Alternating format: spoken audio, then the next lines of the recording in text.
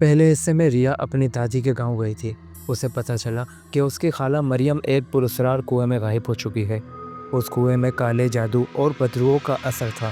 ریا کو آوازیں آتی تھی اور بالآخر دادی اپنی جان دے کر ریا کو بچاتی ہے۔ لیکن اب کنواں ختم نہیں ہوا، بلکہ اس نے جگہ بدل لی ہے۔ یہ تھا اس کہانی کے پہلے پارٹ کا کچھ حصہ۔ اگر آپ نے پہلا پارٹ ابھی تک نہیں دیکھا تو میرے چینل پر پلے لسٹ پر وزٹ کر کے آپ پہلا پارٹ دیکھ سکتے ہیں۔ اب آئیے دوسرے پارٹ کی طرف پڑھتے ہیں۔ کمرے میں مکمل اندھیرا تھا، صرف موبائل کی مدھم روشنی دیوار پر پڑ رہی تھی۔ ریا بستر پر لیٹی ہوئی تھی، مگر اس کی آنکھوں میں نیند نہیں تھی۔ اس کے کانوں میں دادی کی آخری باتیں گونج رہی تھی۔ وہ جسم ڈھونڈ رہی ہے، اگر تو کمزور پڑی تو وہ تجھے لے جائے گی۔ اچانک موبائل پر ایک وائس میسیج آیا، نمبر نامعلوم تھا۔ ریا نے ہچکچاتے ہوئے پلے کا بٹن دبایا۔ ریا نیچے آؤ، کنواں اب تیرے ساتھ ہے۔ ریا کا جسم جھرجھلے اٹھا۔ وہ تیزی سے کمرے کی لائٹ آن کرنے بھاگی، مگر بلب ٹمٹمانے لگا اور پھر بجھ گیا۔ تبھی بیڈ روم کی دیوار پر پانی کے ننگے پاؤں کے نشان آہستہ آہستہ ابھرنے لگے۔ ریا نے اپنی ماں کو سب کچھ بتانے کی کوشش کی۔ امی، وہ کنواں میرے ساتھ آیا ہے، وہ مجھے بلا رہا ہے۔ ماں نے نظریں چڑھائی، اس کی آواز میں عجیب سرد لہر تھی۔ یہ صرف وہم ہے ریا، اپنے دماغ کو قابو میں رکھو۔ ریا کو لگا جیسے ماں کو چھپا رہی ہے۔ کیا ماں خالہ مریم کی حقیقت جانتی ہے؟ رات کو ریا کو کسی کے چلنے کی آواز پہ سنائی دی، مگر اب یہ آواز کمرے کے اندر سے آ رہی تھی۔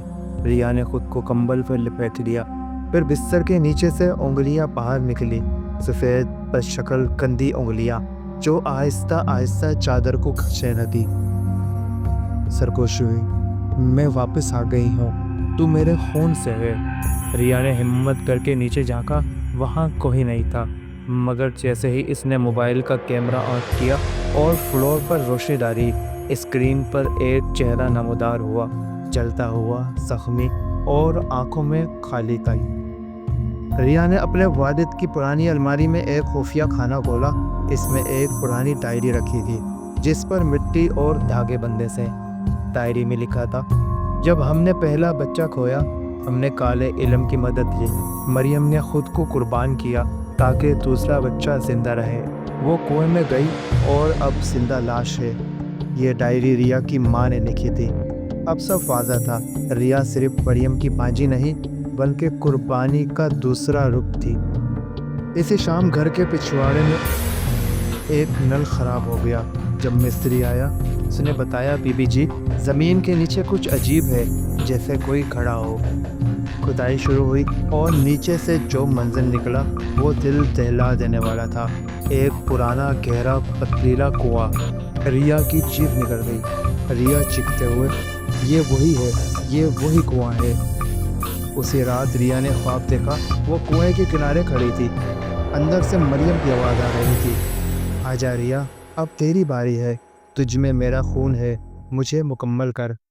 ریا نے نیچے دیکھا، اب مریم صرف ایک سایہ نہیں بلکہ خود ریا جیسی دکھائی دے رہی تھی، پگھلتی ہوئی ہڈیوں اور خون میں لتھڑی ہوئی چمڑی کے ساتھ۔ ایک نئی مریم ریا کو گھور رہی تھی۔ اگلی صبح ریا غائب تھی۔ ماں نے دروازہ توڑا تو کمرے میں صرف ایک چیز رکھی تھی، ریا کا موبائل، جس پر ایک میسیج چل رہا تھا، ایک گئی، اب اگلی باری کس کی؟ کہانی ابھی ختم نہیں ہوئی، صرف چہرہ بدلا ہے۔ کنواں اب گاؤں میں نہیں، وہ ہر اس جگہ پہنچ چکا ہے جہاں اندھیرا، خوف اور تنہائی ہے۔ اگلی بار جب تم آئینے میں دیکھو اور تمہیں لگے کہ تمہارے پیچھے کوئی کھڑا ہے تو خبردار رہنا، کیونکہ اندھیرا کنواں پارٹ 3 آنے والا ہے اور اس بار وہ تمہیں دیکھ رہا ہے۔